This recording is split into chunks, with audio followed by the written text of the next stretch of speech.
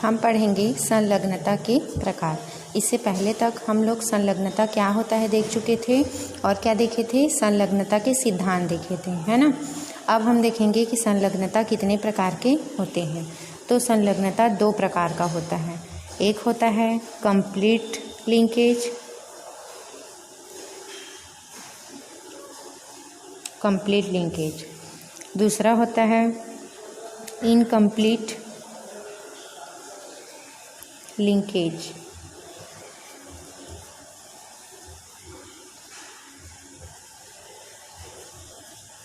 है ना। तो इस प्रकार से संलग्नता दो प्रकार के होते हैं। कंप्लीट मतलब क्या होता है, पूर्ण संलग्नता, और इनकम्प्लीट मतलब क्या होगा, अपूर्ण संलग्नता। ठीक है। तो संलग्नता दो प्रकार के होते हैं। पहला होता है कंप्लीट लिंकेज और दूसरा होता है इनकम्प्लीट लिंकेज, है ना, पूर्ण संलग्नता और अपूर्ण संलग्नता। तो हम यहाँ पर देखेंगे कि सबसे पहले हम पूर्ण संलग्नता को देख लेते हैं कि पूर्ण संलग्नता क्या होता है। तो इससे पहले आप लोग एक बार रिवाइज कर लीजिए कि संलग्नता क्या होता है करके। तो बताया गया था कि संलग्नता में क्या होता है कि जो जीन होते हैं, है ना, यदि दो या दो से अधिक लक्षण प्रदर्शित करने वाले जीन, अब लक्षणों को प्रदर्शित कौन करता है, जीन ही करते हैं। तो क्या होता है कि दो या दो से अधिक लक्षणों को प्रदर्शित करने वाले जो जीन होते हैं, है ना, वो क्या होंगे, वंशगत होते हैं, है ना। मतलब कि जैसे कि अगर कोई भी हम दो लक्षणों को जैसे कि ले लेते हैं, अब यदि वो दो लक्षण माता पिता में हैं तो वही दो लक्षण साथ साथ किस में चले जाएंगे, उनकी संतानों में भी चले जाएंगे, फिर उनकी संतानों से वो उनकी संतानों में चले जाएंगे। तो इस प्रकार से क्या होता है कि जो लक्षण होते हैं, है ना, तो उनकी वंशागति क्या हो, साथ साथ हो। दो या दो से अधिक लक्षणों की वंशागति क्या होती है, साथ साथ होती है। तो इसमें क्या होता है कि जो जीन होते हैं, है ना, वो साथ साथ रहना चाहते हैं, तो उसी प्रवृत्ति को बोला जाता है संलग्नता, है ना। जो जीन की साथ साथ रहने की जो प्रवृत्ति होती है, जो पीढ़ी दर पीढ़ी जो लक्षण होते हैं वो अपनी पीढ़ी दर पीढ़ी क्या होते हैं, बढ़ते जाते हैं, तो उसी को बोला जाता है संलग्नता। तो हम देखेंगे कि पूर्ण संलग्नता क्या होता है और अपूर्ण संलग्नता क्या होता है। तो हम सबसे पहले देखेंगे पूर्ण संलग्नता, कंप्लीट लिंकेज। नाम से यहाँ पर स्पष्ट है पूर्ण संलग्नता, मतलब जो संलग्नता होगी, है ना, कि एक पीढ़ी से जीन दूसरी पीढ़ी में जाएंगे तो वो पूर्ण रूप से जाएंगे, है ना। जो लक्षण माता पिता में है वो पूरे के पूरे किस में चले जाएंगे, उनकी संतानों में चले जाएंगे। पूर्ण, पूर्ण मतलब होता है पूरा, तो पूरे के पूरे लक्षण माता पिता से किस में चले जाएंगे, संतानों में चले जाएंगे। तो यहाँ पर लिखा है कि पूर्ण संलग्नता में दो या दो से अधिक लक्षणों की वंशागति साथ साथ होती है ना। ये जो लक्षण है वो किसके माध्यम से जाते हैं, तो जीन के माध्यम से वो जाते हैं एक पीढ़ी से दूसरी पीढ़ी में, है ना। तो वो जो जीन होते हैं वो पूरे के पूरे क्या हो जाते हैं, साथ साथ। जैसे कि अगर दो लक्षण हैं, जैसे कि हम ले लेंगे कि शरीर का रंग और यदि उनके पंख को ले लेंगे, है ना, जैसे कि आगे हम यहाँ पर बताएंगे कि एक मक्खी में इसका प्रयोग करके देखा गया था। तो उसमें क्या किया गया था, रंग को और उनके पंख को, दोनों लक्षण हूबहू जैसे हैं वैसे उनके संतानों में चले गए। तो वो दो जो लक्षण थे, उनके जो जीन थे, है ना, जो उन लक्षणों का निर्धारण करते हैं, वो जीन की वंशागति कैसे हुई, साथ साथ हुई। तो वो पूरे के पूरे जैसे माता पिता हैं तो उनके पूरे के पूरे लक्षण किस में आ गए, संतानों में आ गए। इसलिए इस प्रकार के संलग्नता को बोला जाता है पूर्ण संलग्नता, है ना। अब हम इसको देखेंगे कि जो पूर्ण संलग्नता होता है वो बहुत ही कम होता है। क्यों कम होता है, क्योंकि अगर पूरे के पूरे जो जीन है जिस प्रकार से वो माता पिता में है, अगर उसी प्रकार से वो साथ साथ संतानों में चले जाते हैं तो क्या होता है कि जैसे माता पिता हैं सेम टू सेम उनके बच्चे भी वैसे दिखाई देते हैं, है ना। लेकिन ऐसा नहीं होता। अगर ऐसा होगा तो विकास क्या हो जाएगा, रुक जाएगा, है ना। जो जीवों का जो विकास होता है, जो परिवर्तन होता है, वो नहीं हो पाएगा और विकास क्या हो जाएगी, रुक जाएगी। तो ये बहुत ही कम होता है। अब पूर्ण संलग्नता होने का कारण क्या होता है, तो कारण क्या होता है कि जो उनके जीन होते हैं, है ना, तो उनका जो कॉम्बिनेशन होता है, जिस कॉम्बिनेशन में वो माता पिता में होते हैं, है ना, जैसे कि जीन किस में पाया जाता है, गुणसूत्रों में पाया जाता है। तो इसका कारण क्या होता है कि किसी भी गुणसूत्र में, और गुणसूत्र में ही क्या उपस्थित होता है, जीन। तो किसी भी गुणसूत्र के जीन का जो संयोजन होता है ना, मतलब कि जीन क्या है, एक सीक्वेंस में जमे होते हैं गुणसूत्र में, और उसी के आधार पर जीवों में लक्षणों का क्या होता है, निर्धारण होता है। तो यदि जो गुणसूत्र के जीनों का जो संयोजन है, तो जिस प्रकार वो माता पिता में है ना, अब माता और पिता का जब क्रॉसिंग होता है, तो क्रॉसिंग के समय यदि उनका संयोजन पृथक नहीं हो पाता है, अलग अलग नहीं हो पाता है, तो वो जैसे कि तैसे उनकी संतानों में चले जाते हैं, जिससे क्या हो जाता है, पूर्ण संलग्नता हो जाता है ना। तो किसी भी गुणसूत्र के जीन का संयोजन, है ना, संयोजन का पृथक नहीं होना, संयोजन का पृथक नहीं होना, ये कारण है पूर्ण संलग्नता का।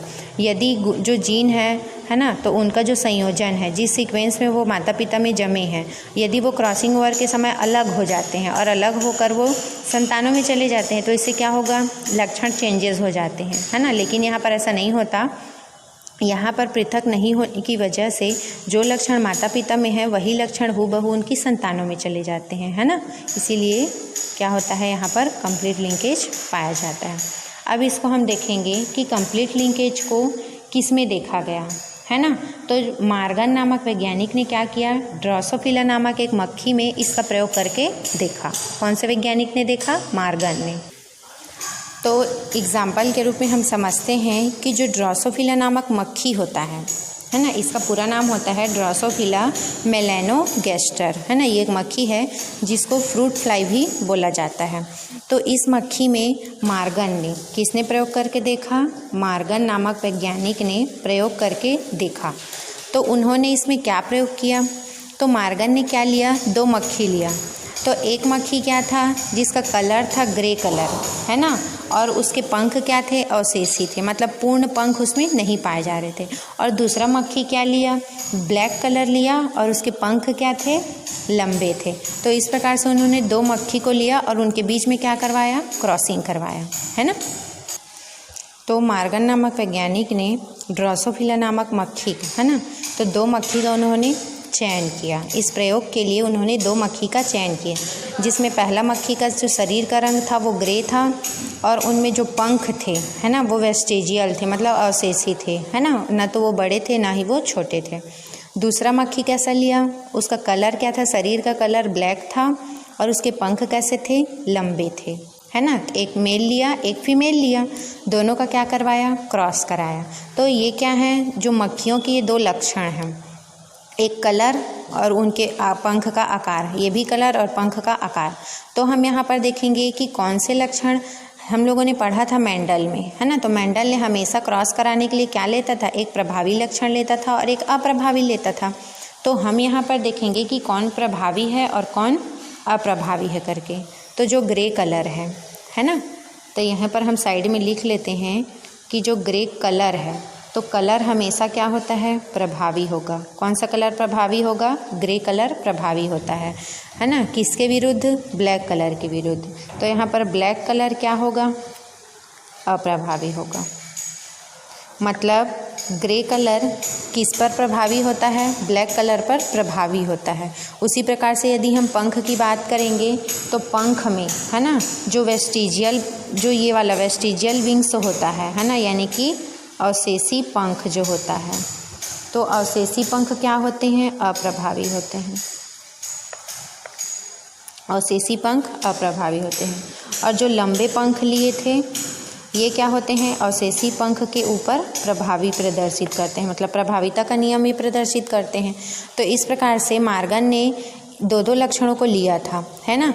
तो जो कलर है, ग्रे कलर प्रभावी होता है, ब्लैक कलर अप्रभावी होता है ना। वैसी जो अवशेषी पंख है वो क्या होते हैं, अप्रभावी होते हैं, और लंबे पंख क्या होते हैं, प्रभावी होते हैं। अब हम इन्हीं दोनों मक्खियों का, है ना, क्या करवाएंगे, क्रॉस कराएंगे। तो हम आगे देखेंगे कि क्रॉस कैसे होता है। इसको हम मान लेंगे मेल और इसको क्या मान लेंगे, फीमेल मान लेंगे। अब इन दोनों के बीच में क्रॉस कराते हैं। तो यहाँ पर क्या किए, ग्रे है ना, कलर ग्रे और वेस्टिजियल विंग्स और ब्लैक कलर और लॉन्ग विंग्स वाले मक्खी का यहाँ पर क्या कराएंगे, क्रॉस कराएं, है ना। क्रॉस कराने से प्रथम पीढ़ी में क्या प्राप्त होता है, हमेशा जो प्रभावी होते हैं वही F1 पीढ़ी में प्रदर्शित होते हैं। तो यहाँ पर प्रभावी कौन है, कलर में ग्रे कलर क्या है, यहाँ पर प्रभावी है। तो यहाँ पर वो F1 पीढ़ी में अपना लक्षण क्या करेगा, वो प्रदर्शित करेगा, है ना। अब इधर से जैसे दोनों का जब क्रॉस कराए तो यहाँ पर प्रभावी कौन है, ब्लैक कलर तो अप्रभावी है, लेकिन पंख में ये क्या होते हैं, हमेशा प्रभावी होते हैं। इसलिए इनका क्या हो गया, पंख का आकार आ गया और इसमें शरीर का रंग आ गया। तो यहाँ पर हमको क्या प्राप्त हुआ, कलर में ग्रे कलर प्राप्त हुआ और विंग्स में क्या प्राप्त हुआ, लॉन्ग। तो यहाँ पर हम लिख लेंगे ग्रे कलर प्राप्त हुआ और लॉन्ग विंग्स प्राप्त हुआ, है ना। लेकिन क्रॉस में कैसा था, ग्रे और वेस्टिजियल विंग्स था और ब्लैक और लॉन्ग विंग्स था। लेकिन जब इन दोनों का क्रॉस कराया गया तो इनमें जो प्रभावी थे वही F1 पीढ़ी में क्या हुए, प्रदर्शित हो गए, है ना। तो प्रदर्शित होने के बाद इसको क्या मानेंगे, हम F1 पीढ़ी मानेंगे, है ना। ये क्या थे, पेरेंट्स थे। पेरेंट्स से जब क्रॉसिंग हुआ तो उनकी प्रथम पीढ़ी में जो संतानें बनी वो किस प्रकार से बने, ग्रे और लॉन्ग विंग्स बने। अब चूँकि यहाँ पर देखिए कि यहाँ पर हम जीन को देखेंगे, है ना। जीन इसमें क्या है, कलर ग्रे है और ये प्रभावी, इसलिए प्रभाविता का नियम यहाँ पर लागू हो रहा है, ठीक। अब फिर मार्गन ने क्या किया, तो मार्गन ने सोचा कि जब इन दोनों का क्रॉस कराया गया तो यहाँ पर केवल जो प्रभावी है वही अपना लक्षण प्रदर्शित कर रहे हैं, लेकिन जो अप्रभावी है मतलब वेस्टिजियल विंग्स और ब्लैक कलर, इनकी संतानों में ये वाले लक्षण तो आए ही नहीं, है ना।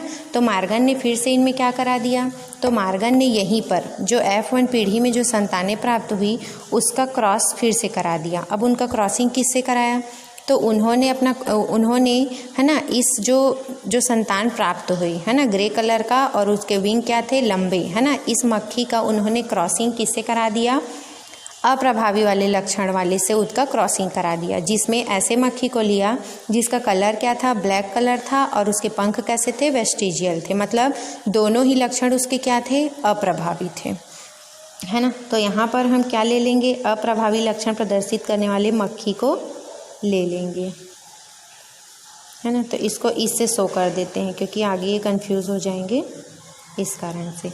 ये कैसा था, तो ये था ब्लैक कलर और इसके जो विंग्स थे वो थे वेस्टिजियल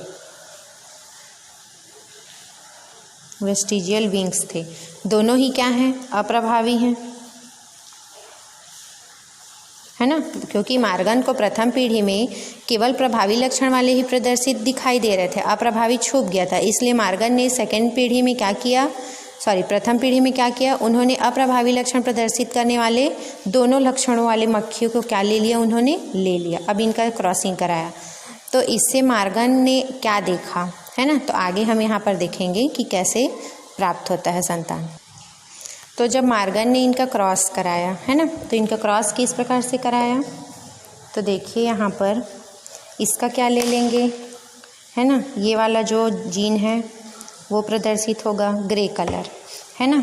उसके बाद जब इन दोनों का क्रॉस कराया तो इसमें क्या आया, विंग्स, वेस्टिजियल विंग्स। जब इसका कलर लेंगे तो इसका विंग्स आएगा, ये इस प्रकार से। उसी प्रकार से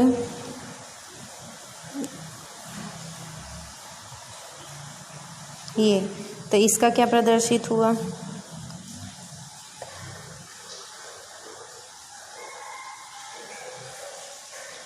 ये।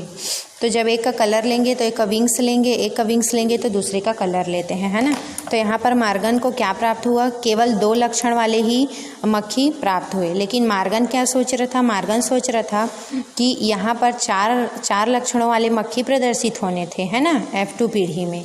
इसको कौन सी पीढ़ी बोलेंगे? F2 पीढ़ी बोलेंगे। लेकिन यहाँ पर क्या हुआ, मार्गन ने सोचा कि 2 तो पेरेंट्स के लक्षण आएंगे ही और साथ में ये जो 2 और हैं उनके लक्षण करके 4 लक्षण प्राप्त हो जाएंगे, लेकिन ऐसा नहीं हुआ।